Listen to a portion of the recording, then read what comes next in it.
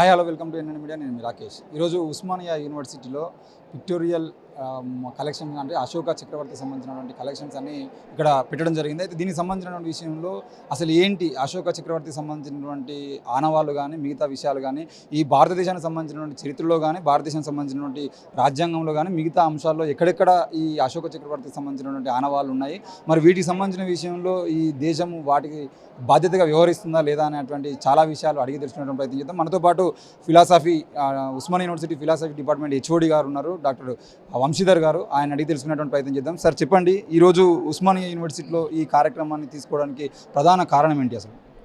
మొదటగా N9 టీవీకి ధన్యవాదాలు. ఇక్కడ ఉన్నటువంటి కాన్సెప్ట్ ఏంటి అని అంటే, మనందరికీ కూడా చాలామంది రాజులు తెలుసు, చక్రవర్తులు తెలుసు. భారతదేశంలో మనం ఫారినర్గా అలెగ్జాండర్ దగ్గర నుంచి ఎంతోమందిని చదువుతాం, కానీ వాస్తవమైనటువంటి చరిత్రని, ఇండియాలో ఉన్నటువంటి ఒక గొప్ప చక్రవర్తిని ఒక పేరుకు మాత్రమే తలుచుకుంటున్నాం, కానీ అతని కంట్రిబ్యూషన్ ఎంత గొప్పగా ఉందో ఇండియాకి అనేది చాలామంది విస్మరించినట్టు నటిస్తారు. కావలసి దాన్ని బుక్స్లో ఇంట్రడ్యూస్ చేయరు, చరిత్రకి చాలా సుదూరంలో ఉంచుతూ ఉంటారు. సో అలాంటి అలాంటి విషయంలో భాగంగా నేను చెప్పేది ఏంటంటే, యాక్చువల్గా ఒక ఎంపరర్ గురించి మాట్లాడాలన్నా ఒక ఎంపరర్కి ఒక సపోర్ట్ ఉంటుంది, దానికి ఒక ఫిలాసఫీ ఉంటుంది. ఆ ఎంపరర్కి గ్రేట్ సపోర్టు ఎవరు ఉంటున్నారు అని అంటే అశోక చక్రవర్తి అనేటువంటి ఒక గొప్ప చక్రవర్తి. అయితే ఏ చక్రవర్తి కూడా తనకు తాను ఒక గొప్ప ఫిలాసఫర్గా కానీ ఒక రూలర్గా కానీ ఒక గ్రేట్ కింగ్డమ్ని తయారు చేసుకోలేడు. కానీ just because of inspiration of Buddha, అంటే ఇక్కడ 2300 సంవత్సరాల క్రితం ఒక అశోక అనేటువంటి ఒక గ్రేట్ చక్రవర్తి ఉంటే, అతనికి 300 సంవత్సరాల క్రితమే ఒక బుద్ధ అనేటువంటి గ్రేట్ ఒక ఫిలాసఫర్ ఉన్నాడు, అతను ఇండియన్ ఫిలాసఫర్. సో బుద్ధుడి యొక్క బోధనలు, అతని ఆచరణ హ్యూమన్ సెంటర్డ్ ఫిలాసఫీ. ఇంతకుముందు అంతా కూడా గాడ్ సెంటర్డ్ ఫిలాసఫీ ఉండేది, ప్రతి విషయానికి గాడే అనేటువంటిది. అలాంటిది గాడ్ అనేటువంటిది కాదు బాబు, ఎవరి పనులు వాళ్ళే చేసుకుంటున్నారు, ప్రతీదీ కూడా మనమే చేసుకుంటాము, మన కర్మల ప్రకారమే మనం జీవిస్తుంటాము. మనిషి అనేటువంటి వాడే గొప్ప ప్రాతినిధ్యం వహించేటువంటి వాడు ఈ సృష్టిలో. భూమి మీద మనిషి అనేటువంటి వాడే గొప్పవాడు, ఇతను మాత్రమే అన్ని పనులు చేసుకోగలుగుతాడు అనేటువంటి హ్యూమన్ సెంటర్డ్ ఫిలాసఫీని మొట్టమొదట బుద్ధుడు అనేటువంటి వాడు చెప్పాడు.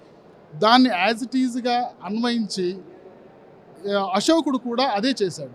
సో అశోకుడు ఉన్న పీరియడ్లో కానీ బుద్ధుడు ఉన్నటువంటి పీరియడ్లో కానీ వైదిక సాంప్రదాయాలు నడుస్తూ ఉండేవి, విపరీతమైనటువంటి హింస నడుస్తూ ఉండేది, అనేక రకాలైనటువంటి యాగాలు క్రతువులు అనేటువంటి వైలెన్స్ నడుస్తూ ఉండేది. ఈ వైలెన్స్ అన్నిటికీ కూడా చెక్ పెట్టాలనేటువంటి ఉద్దేశంతో యానిమల్స్ కూడా మనుషుల్లాంటి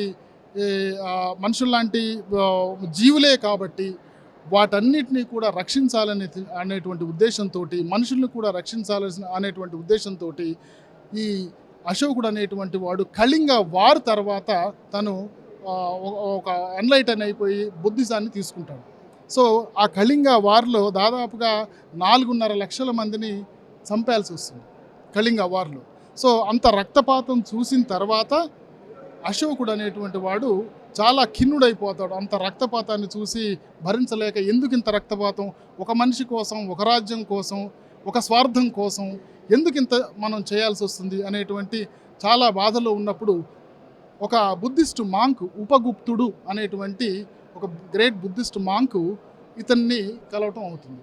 సో అప్పుడు మనిషి అంటే ఏంటి, విలువలంటే ఏంటి, అసలు జీవితం అంటే ఏంటి, ప్రశాంతత అంటే ఏంటి, జీవన మార్గం ఏంటి, శాంతి మార్గం అంటే ఏంటి, మనుషులకు ఉండేటువంటి విలువ ఏంటి, జీవులకు ఉండే విలువ ఏంటి, అసలు మనిషి యొక్క పూర్తి ఔన్నత్యమైనటువంటి మార్గం ఏంటి, దాన్ని ఎట్లా చేరుకోవాలి అనేటువంటి విషయాలన్నీ కూడా బుద్ధిస్ట్ ఫిలసాఫికల్గా ఉండేటువంటి అన్ని బోధనలు కూడా అశోకుడు నేర్చుకుంటాడు. అప్పటి నుంచి కూడా అతను కాందహార్లో ఒక శాసనం వేపిస్తాడు.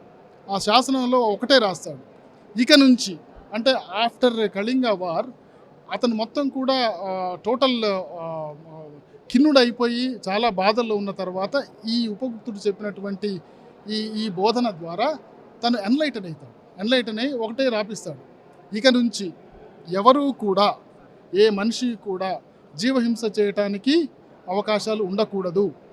నెక్స్ట్ తను చెప్తాడు, నేను కానీ నా తర్వాత తరాలు కూడా ఎప్పటికీ కూడా ఒక మారణాయుధాన్ని పట్టి మనుషుల మీదకి ఎప్పటికీ కూడా యుద్ధం అనేటువంటి పేరు మీద నేను ఇక ఎవరిని వెళ్ళనివ్వను.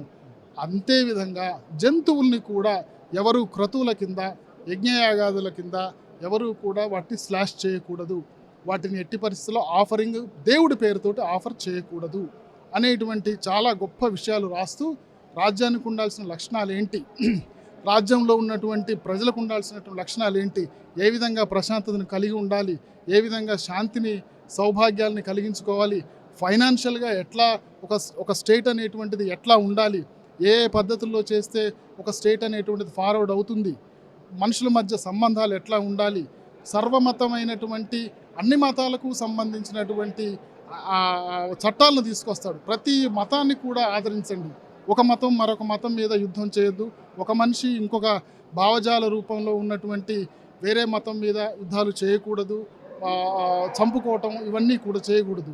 కనీసం నీళ్ల కోసం అనేటువంటి ఒక నిర్జీవమైన నీళ్ల కోసం, నిర్జీవమైనటువంటి భూమి కోసం జీవంలో ఉన్నటువంటి మనుషులను చంపుకోవటం ఏంటి, ఇదంతా ఫులిష్నెస్ కాదా అనేటువంటి గొప్ప ఐడియాలజీతోటి అశోకుడు అనేటువంటి వాడు ఇక్కడ ఉన్నటువంటి ఇన్స్క్రిప్షన్స్ అన్నీ కూడా చెక్కించాడు.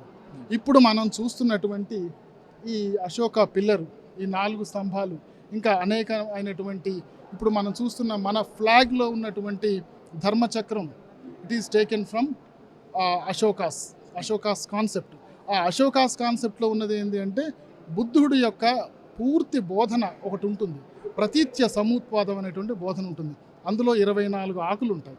ఆ 24 ఆకులకి కూడా ఉన్నటువంటి ప్రతిదీ కూడా దుఃఖం నుంచి ఎట్లా మనం బయటపడాలి అనేటువంటి ఒక క్రమ పద్ధతిలో ఉన్నటువంటి ఒక కాన్సెప్ట్ ఉంటుంది. ఆ కాన్సెప్ట్ని బేస్ చేసుకునే నెహ్రూ గారు అప్పట్లో దీన్ని ప్రపోజ్ చేశారు. ఈ చక్రం ఇందులో ఉండాలి.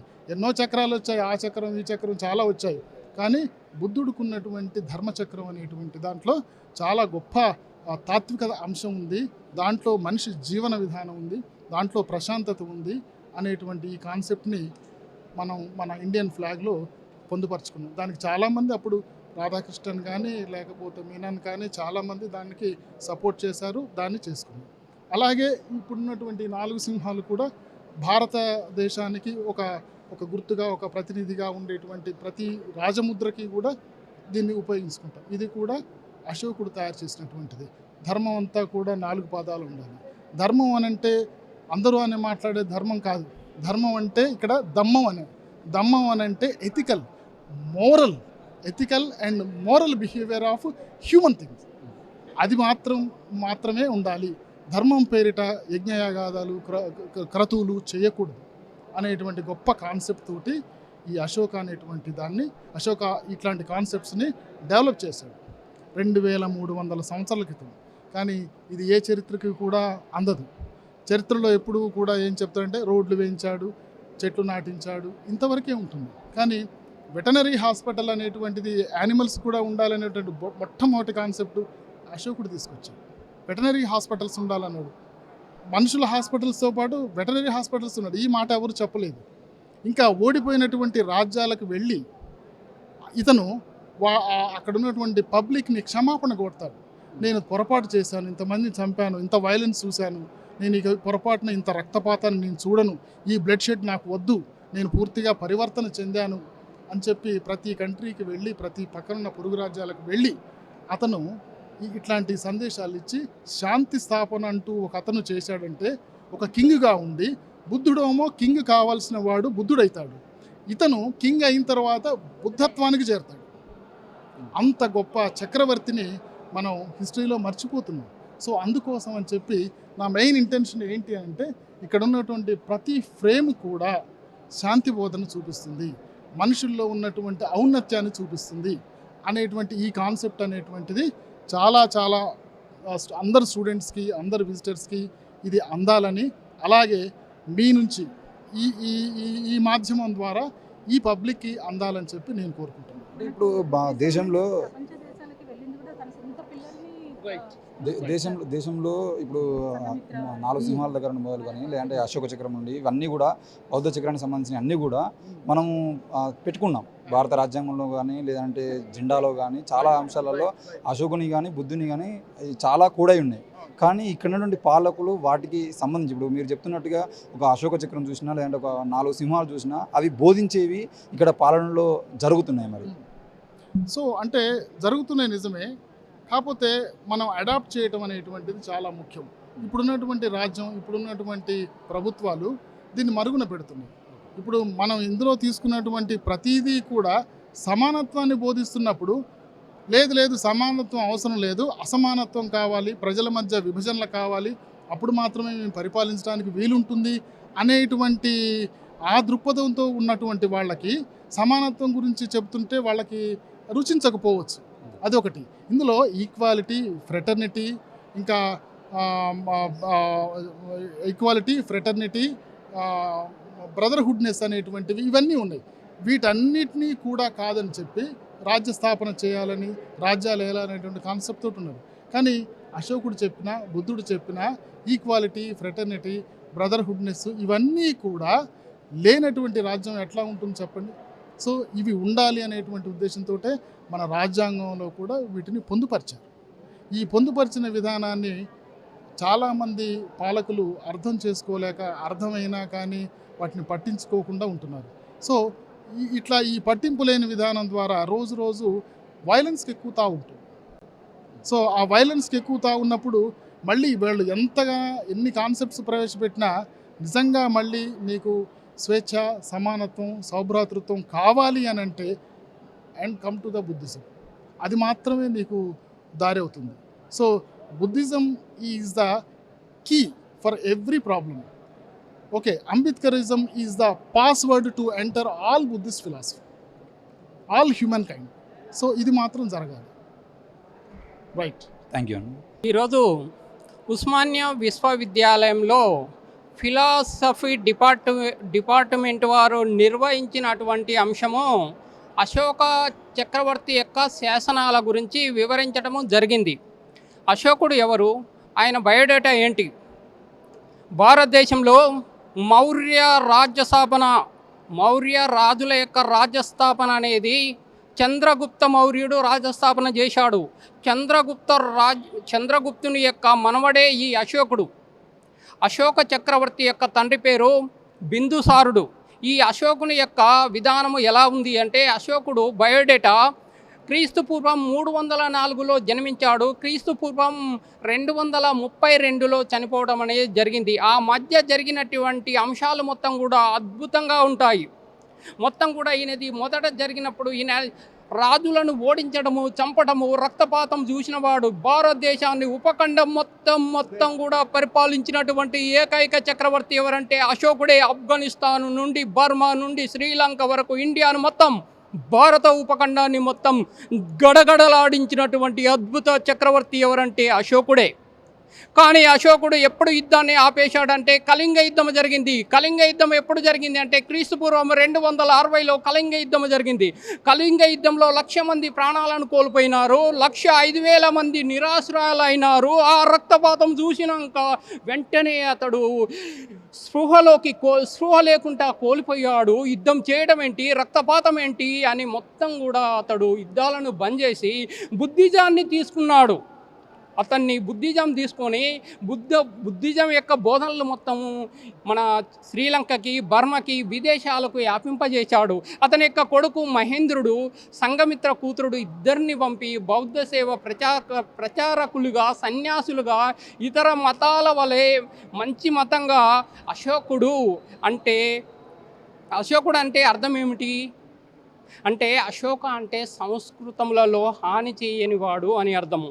ఇతనికి దేవానాం ప్రియము అంటే దేవతలకు ప్రియమైన వాడు అనే పేరు కూడా ఉన్నది. అశోకుడు ఏమేం చేసిండు, ఆ యుద్ధం మానిపోయిన తర్వాత ఇతడు శాసనాలను తయారు చేసిండు. శాసనాలు ఏంటంటే, ఇప్పుడు రాజ్యాంగంలో ఉన్నటువంటి ఆర్టికల్స్ ఏ విధంగా ఉంటాయో ఆనాటి శాసనాల ఆధారంగా ఒక్కొక్క శాసనము ఒక్కొక్క శిక్ష, తప్పు చేసిన వారికి ఒక్కొక్క శాసనము ఒక్కొక్క శిక్షకు అన్నట్టు అలా ఆర్టికల్స్ శాసనాలు ఉంటాయి. ఇతడు మనము ఇప్పుడు సత్యమే జయతే అనే లోగోను ఎక్కడి నుంచి వాడుతున్నాము? ఇక్కడ ఉన్న దేవనాగరి లిపిలో భాష నుండి దేవనాగరి లిపిలో సత్యమే జయతే అనే లోగో 4 సింహాల నుండి తీసుకున్నాము. అప్పటి ఆ లోగోనే ఇప్పుడు భారత రాజ్యాంగము మనకు గుర్తించింది. 1950 జనవరి 26 నుండి సత్యమే జయతే వాడుతున్నాము. ఇంకోటి ఏంటంటే ముఖ్యంగా అశోకుడు ఎండ కొట్టకుండా రైతులకు, ఇతరులకు, ప్రజలకు నీడలో పోవడానికి అశోక చెట్లను నాటిండు. ఆనాడు అశోక చెట్లు నాటిండు కాబట్టి అశోకుని పేరు మీదనే అశోక చెట్లనే పేరు అనేది రావటం జరిగింది. ఈరోజు ఉస్మానియా యూనివర్సిటీలో జరుగుతున్నటువంటి ఈ ఫిలాసఫీ డిపార్ట్మెంట్ వాళ్ళు ఏర్పాటు చేసినటువంటి కార్యక్రమం ఏదైతే ఉందో దానికి సంబంధించినటువంటి అశోకునికి సంబంధించినటువంటి బుద్ధునికి సంబంధించినటువంటి ఎన్నో అంశాలని ఇక్కడ ఉన్నటువంటి విద్యార్థులు తెలియజేయడం కోసం డిపార్ట్మెంట్ ఆఫ్ ఫిలాసఫీ వాళ్ళు చేసినటువంటి కార్యక్రమం ఏదైతే ఉందో దాంట్లో మనతో మాట్లాడడానికి ఫిలాసఫీ డిపార్ట్మెంట్ విద్యార్థి అలాగే ఓయూ జేసీ నాయకుడు ఉన్నారు. ఆయన తెలుసుకుందాం. నరేందర్ గారు ఉన్నారు, ఆయన అడిగి తెలుసుకుందాం. భయ్య చెప్పండి, ఈరోజు ఈ కార్యక్రమం ఏర్పాటు చేయడం ద్వారా విద్యార్థులకి మీరు చెప్పాలనుకున్నటువంటి అంశం ఏంటి, ప్లస్ మీరు చెప్తున్నటువంటి అంశాలను విద్యార్థులు ఎలా అర్థం చేసుకుంటున్నారు? ఈరోజు మరి ముఖ్యంగా ఈ కార్యక్రమాన్ని ఏర్పాటు చేసినటువంటి department of philosophy doctor Vamshidhar sir గారికి మరి ప్రత్యేక కృతజ్ఞతలు తెలుపుతున్నాము. మరి ఈరోజు భారతదేశంలో మరి 2000 సంవత్సరాల పూర్వమే మరి ఇక్కడ ఒక పెద్ద గణరాజ్యాన్ని స్థాపించినటువంటి అశోకుని యొక్క స్ఫూర్తిని, అశోకుని యొక్క ఆలోచనల్ని, బుద్ధుని యొక్క జ్ఞాన మార్గాన్ని మరి ఈరోజు వంశీధర్ సార్ గారు మరి ఈరోజు ఎగ్జిబిషన్ పెట్టి మళ్ళీ వెలుగులోకి తీసుకొద్దామనే ఉద్దేశంతో ఇంత మంచి కార్యక్రమాన్ని పెట్టినటువంటి వంశీధర్ సార్ గారికి ప్రత్యేకంగా కృతజ్ఞతలు తెలుపుతూ మరి ఈ ఎగ్జిబిషన్ యొక్క ఆంతర్యం ఏంటి, అసలు సారాంశం ఏంటంటే మరి 2500 సంవత్సరాలకు పూర్వమే ఇక్కడ ఒక పెద్ద గణరాజ్యం, వేరే దేశాలల్లో అసలు నాగరికతే లేని సమయాన ఇక్కడ ఒక పెద్ద గణరాజ్యాన్ని, నాగరికతను సృష్టించిన వ్యక్తి అశోకుడు. ఇక్కడ అనేక విలువలను, అనేకమైనటువంటి సిద్ధాంతాలను, అనేకమైనటువంటి చదువులను ఆ రోజుల్లోనే నలంద యూనివర్సిటీ ఇట్లాంటివి కట్టించినటువంటి అశోకుని యొక్క బోధనల్ని మళ్ళీ వెలుగులోకి తీసుకొద్దామని చెప్పి మరి వంశీధర్ సార్ గారి కార్యక్రమాన్ని పెట్టడం జరిగింది. మరి అలాగే గణరాజ్యాన్ని, రిపబ్లికన్ గణతంత్ర రాజ్యాన్ని, పీస్ని, మరి అసలు పౌరులు ఎట్లుండాలి, పౌరులు ఎట్లా ఆలోచించాలి, ఒక రాజ్యాన్ని ఎట్లా పరిపాలించాలి అనే పబ్లిక్ అడ్మినిస్ట్రేషన్ ఆ రోజుల్లోనే అశోకుడు మరి ఈరోజు చూపించడం జరిగింది. సో అలాంటిది ఆ యొక్క విలువల్ని మనం ఎక్కడెక్కడి నుంచో ఫారినర్స్ నుంచి వెస్టర్న్ ఫిలాసఫీ నుంచి నేర్చుకోవాల్సిన అవసరం మనకు లేదు. ఎందుకంటే ఇండియన్ ఫిలాసఫీని 2500 సంవత్సరాలకు పూర్వం ఇక్కడ రాజ్యం వెలిసిలింది కాబట్టి మరి అదే ఆ జ్ఞానాన్ని 2500 సంవత్సరాలకు పూర్వం, ఒక 100 సంవత్సరాలకు పూర్వం డాక్టర్ అంబేద్కర్ గారు అనేక పరిశోధనలు చేసి చైనాకు, రష్యాకు, అగ్రరాజ్యాలకు వెళ్ళి మన ఇండియన్ ఫిలాసఫీని బయటికి తీసుకొచ్చి మరి ఈ యొక్క అశోకుని ఫిలాసఫీ, బుద్ధిస్ట్ ఫిలాసఫీని బయటికి తీసుకొచ్చి మన జాతీయ జెండాల అశోకుని యొక్క చక్రాన్ని రూపొందించి భారతదేశ ప్రజలందరికీ మరి ఆ యొక్క విలువల్ని చెప్పే విధంగా జాతీయ జెండా ఎప్పుడు మన కళ్ళ ముందర రెపరెపలాడుతుంది. కానీ అయినా సరే కొంతమంది మతోన్మాదులు, కొంతమంది దుర్మార్గుల వల్ల, కొంతమంది కుట్రదారుల వల్ల ఇప్పటికీ బౌద్ధం కానీ, అశోక ధర్మం కానీ ఈరోజు ప్రచారంలో లేకుండా పోయింది. ఇదే ప్రచారాన్ని మళ్ళీ ఇంకోసారి బయటికి తీసుకోవడానికి ఇట్లాంటి ఎగ్జిబిషన్స్ ఏర్పాటు చేస్తున్నాము. సో ఒక లీడర్ అంటే ఎట్లుండాలి, ఒక రాజ్యం అంటే ఎట్లుండాలి అని చెప్పి ఇంతకుముందుకే పూర్వం మన పూర్వీకులు చెప్పినటువంటి వ్యవస్థలు ఏవైతే ఉన్నాయో ఆ అశోకుని యొక్క స్తూపం కానీ ఆ 24 స్పోక్స్లా ఒక రాజ్యం ఎట్లుండాలి, ఎన్ని విలువలతో కూడుండాలని చెప్పి అంబేద్కర్ కానీ వీళ్ళందరూ పోరాటం చేసిర్రు. వీళ్ళందరి పోరాటాన్ని ముందుకు తీసుకోవడానికి, మళ్ళీ ఇంకోసారి వెలుగులోకి తీసుకురావడానికి ఒక ఎగ్జిబిషన్ ఏర్పాటు చేసినటువంటి డాక్టర్ వంశీధర్ సార్ గారికి ప్రత్యేకంగా కృతజ్ఞతలు తెలుపుతున్నామని చెప్పి ఈ సందర్భంగా తెలియజేస్తున్నాను. Thank you.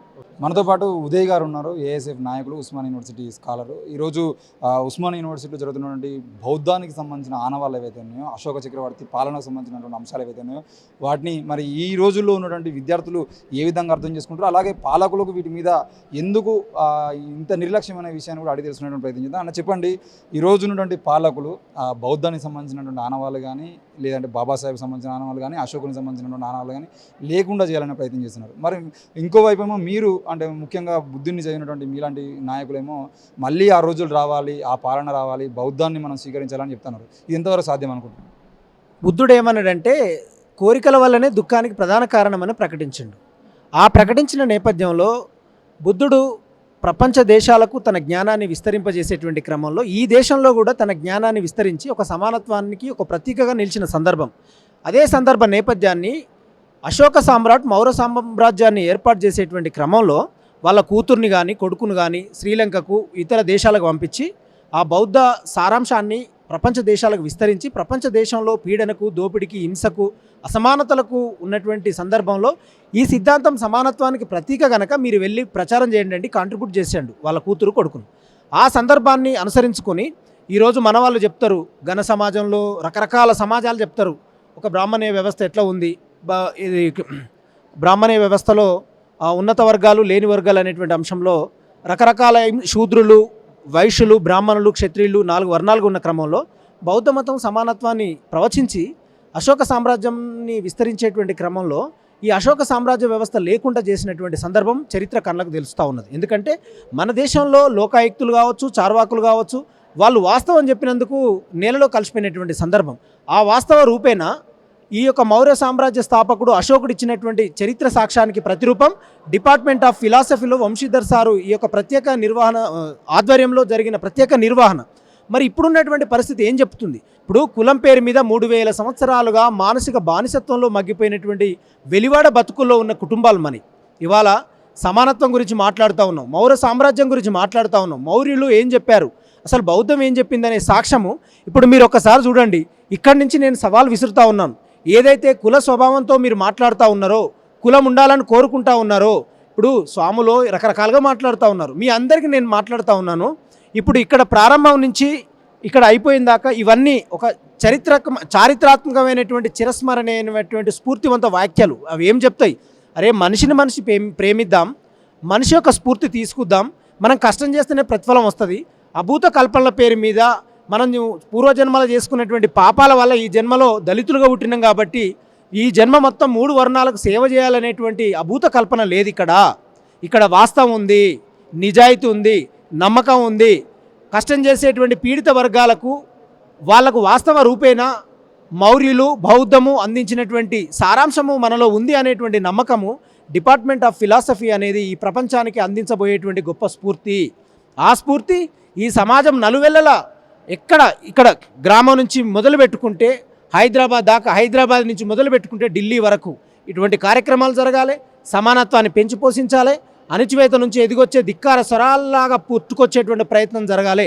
ఒక అకాడమిక్ సెన్స్లో ఒక వాస్తవాన్ని పరిచయం చేసేటువంటి క్రమంలో నిజంగా రెడ్ సెల్యూటు, లాల్ నీల్ సెల్యూటు తెలపాల్సినటువంటి అవసరము వంశీధర్ సార్కు ఉందని ఈ సందర్భంగా నేను తెలియపరుస్తాను. ఆయన ఏం చెప్తా ఉన్నాడు? మనుషులుగా ప్రేమించబడదాం, మనుషులను గౌరవిద్దాం, వాళ్ళ శ్రమను గౌరవిద్దాం, dignity of labour, division of labour. అన్ని కులాల వాళ్ళు ఒకే శ్రమను చేస్తారు, కానీ తినే టిఫిన్ల దగ్గర అసమానత ఉంటుంది. అసమానత ఎందుకు ఉంటుంది అంటే పని ఒకటే, కానీ కుల ఫీలింగ్ వల్ల డిస్టెన్స్ మెయింటైన్ చేస్తారు. కాబట్టి ఇది పోవాలి అనేటువంటి సాక్ష్యము ఈ కార్యక్రమం రూపం. కాబట్టి ఇక్కడ నేను ఒక విద్యార్థి ఉద్యమ నాయకుడిగా ఈ సందర్శన కార్యక్రమానికి రావడం జరిగింది. ఈ సందర్శన కార్యక్రమంలో భాగంగా ఇది నాకు చాలా స్ఫూర్తివంతంగా, ఇంకా నేను కొత్త విషయాలు నేర్చుకోవడానికి, సమాజంలో పరిడవిల్లేటువంటి విధంగా నన్ను నేను ఒక నూతన మానవ ఆవిష్కరణ కర్తగా కావడానికి ఇంత మౌర్య సామ్రాజ్య థింకింగ్ను నేను తీసుకోవడం జరిగింది. కాబట్టి ఇది సమాజం నలువైపులా, ఈ తెలంగాణ నలువైపులా విస్తరించేటువంటి క్రమంలో ప్రియమైన ప్రజలారా, కులాంతర హత్యలు జరుగుతూ ఉన్నాయి. ఒకసారి అవగాహన చేసుకోండి. హార్మోనల్ బ్యాలెన్స్ వల్ల ట్రాన్స్ కావచ్చు, LGBTQ కావచ్చు, వాళ్ళ మీద దాడులు జరుగుతూ ఉన్నాయి. సుప్రీంకోర్టు జడ్జిమెంట్ ఇచ్చింది. కాబట్టి ఈ సమాజంలో ఒక మూఢ విశ్వాసాలను పెంచి పోషించుకొని అసమాన సమాజంలో మీరు మగ్గిపోయే ప్రమాదం ఉండకూడదు. వాస్తవాలు తెలుసుకోండి, బుద్ధిని చదవండి, మౌర్యుని చదవండి, సమాజాన్ని చదవండి, సమానత్వాన్ని తీసుకోండి, కులాలను తీసేయండి, ఆధిపత్యాన్ని తీసేయండి, మనుషులుగా బ్రతికే ప్రయత్నం చేద్దామని తెలియపరుస్తూ ఇక్కడికి వచ్చి ఇదంతా ఆస్వాదించి నందుకు గాను నాకు ప్రత్యేకమైనటువంటి సంతోషంగా ఉందని తెలియపరుస్తూ మళ్ళొకసారి డిపార్ట్మెంట్ ఆఫ్ ఫిలాసఫీ వారికి, విద్యార్థులకి, స్కాలర్స్కి, హెడ్ సార్కి, గౌరవనీయ ఈ కార్యక్రమాన్ని విజయవంతం చేసినటువంటి ప్రతి ఒక్కరికి కూడా పేరు పేరున ధన్యవాదాలు తెలియజేస్తూ నా ప్రసంగాన్ని ముగిస్తున్నాను. బ్రదర్ చెప్పండి, ఈ రోజుల్లో ఉన్నటువంటి ఈ మనుషుల మీద ఫిలాసఫీ పాత్ర ఎంతవరకు ఉంటుంది అంటారు? ముందుగా ఇంతటి చక్కటి కార్యక్రమాన్ని ఇక్కడ ఉస్మానియా వేదికగా ఏదైతే వంశీధర్ సార్ ఫిలాసఫీ బేస్డ్ ఈ కార్యక్రమాన్ని చేపట్టారో ముందుగా సార్కి మేము ధన్యవాదాలు తెలియజేస్తున్నాం. ఈ సమాజంలో, ప్రస్తుత సమాజంలో ఫిలాసఫీ పాత్ర అనేది ఎంతైనా ఉంది. ఎందుకంటే ఫిలాసఫీ మనకు ఒక బ్రాంచ్ ఉంది, ఎథిక్స్, మొరాలిటీ అనేసి. నిజ జీవితంలో ఇప్పుడున్న సమాజంలో ఫిలాసఫీ అనేది ప్రతి ఒక్కరికి చాలా అవసరం. ఎందుకంటే మనం చూస్తూ ఉన్నాము, ఏజ్ లేని వాళ్ళు ప్రేమ వివాహాలు చేసి ఏదైతే సమాజంలో జరుగుతున్నటువంటి ఆత్మహత్యలు కానీ హత్యలు కానీ ఏవైతే ఉన్నాయో వాళ్లకు సరైన మార్గం కానీ సరైన విచక్షణ జ్ఞానం లేకపోవడమే ఈ సమాజంలో జరిగేటటువంటి ప్రతి హత్యకు కానీ ఆత్మహత్యకు కానీ కారణమవుతుందని మేము భావిస్తున్నాం. ఎందుకంటే ఇంటర్మీడియట్ సంబంధించి కానీ టెక్నాలజీలో కానీ ఫిలాసఫీ అనేది ఉండదు. వాళ్ళకు ఎథికల్ వాల్యూస్ తెలియవు. వాస్తవం చెప్పాలంటే టెక్నికల్గా వాళ్ళు వెళ్తున్నారు తప్ప ఎథిక్స్ కానీ మొరాలిటీ కానీ వాళ్ళలో పెంపొందించలేకపోతున్నాము.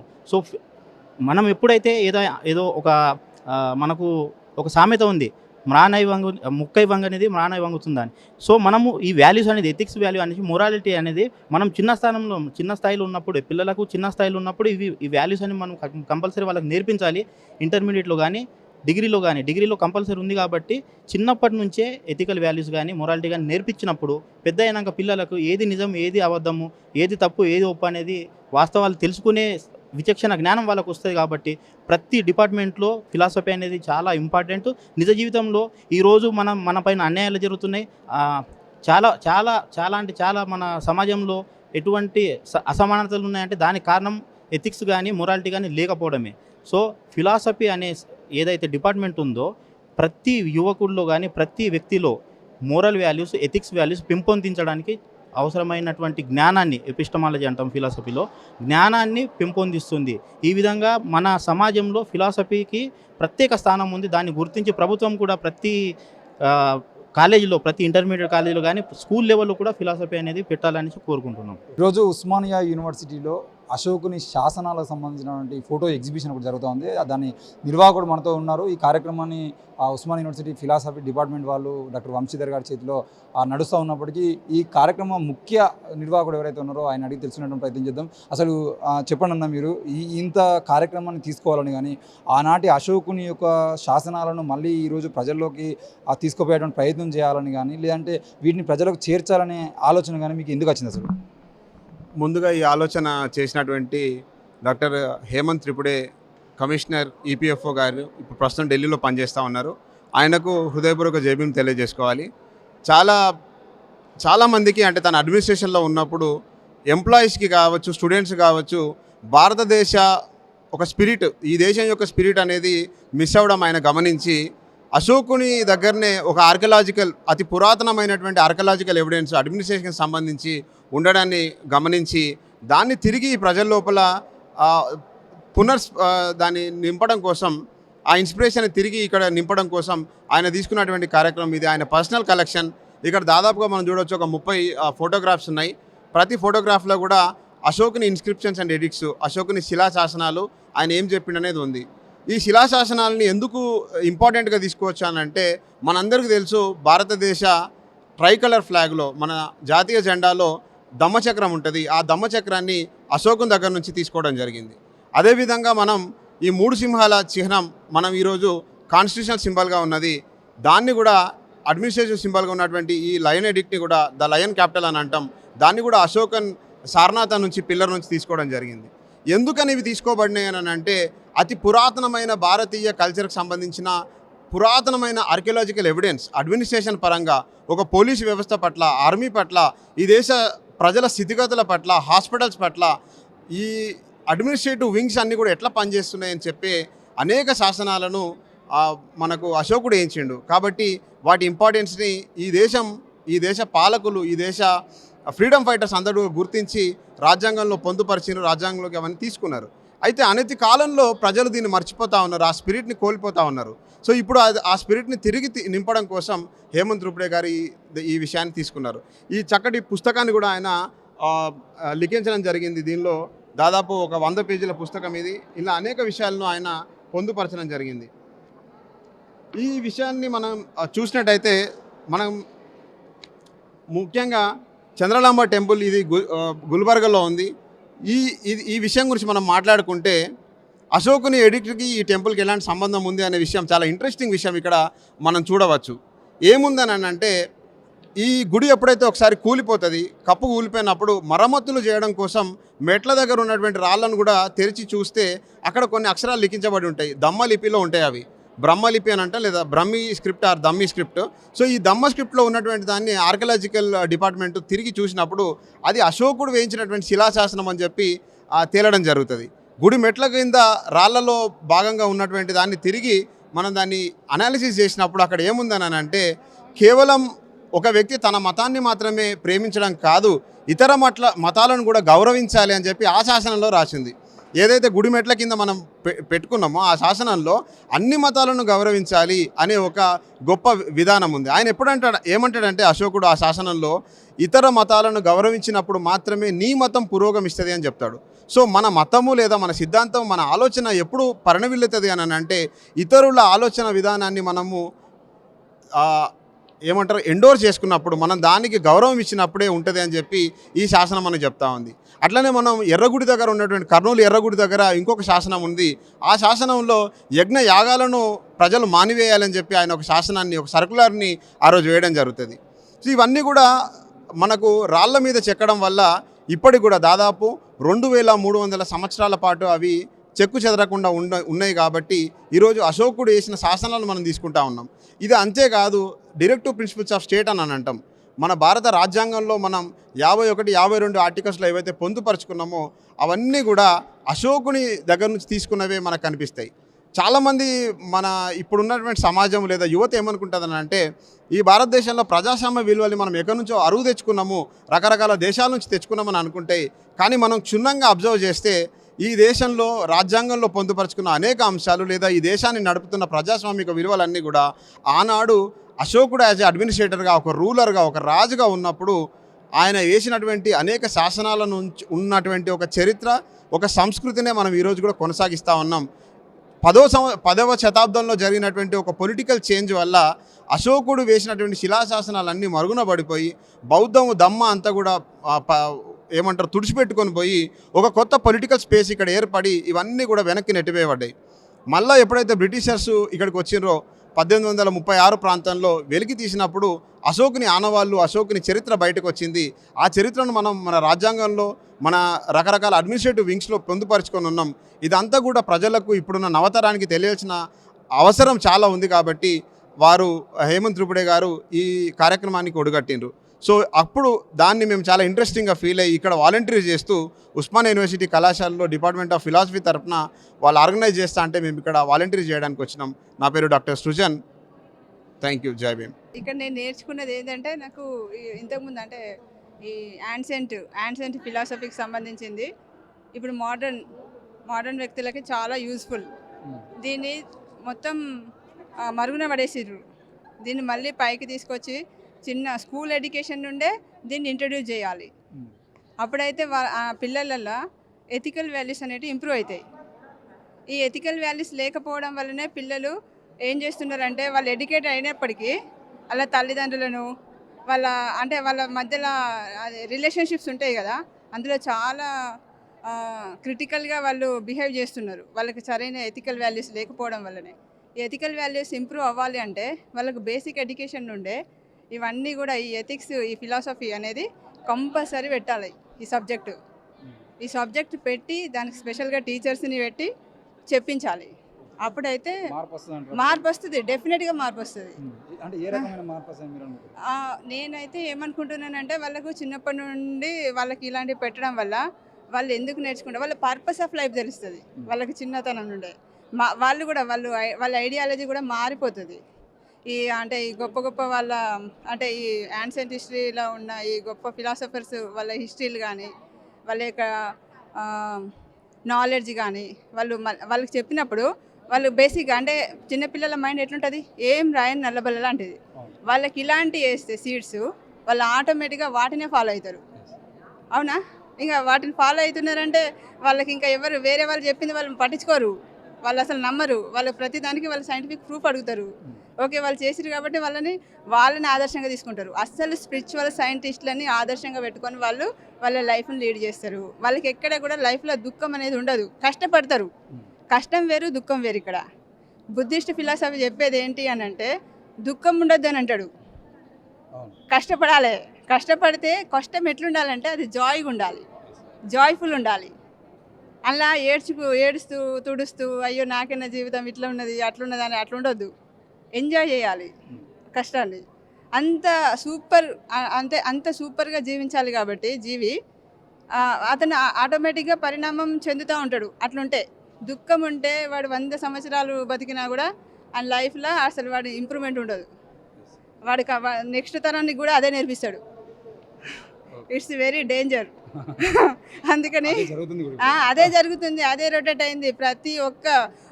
ప్రతి ఒక్కరు కూడా ఎందుకు ఇట్లా సఫర్ అవుతున్నారు, ఎందుకు దుఃఖం ఉన్నది క్షణక్షణం, ఎందుకు ఇట్లా ఫీల్ అవుతున్నారు, చిన్న చిన్న దానికి ఎందుకు చచ్చిపోతున్నారు అంటే వాళ్ళకి సరైన నాలెడ్జ్ని ఇస్తలేరు.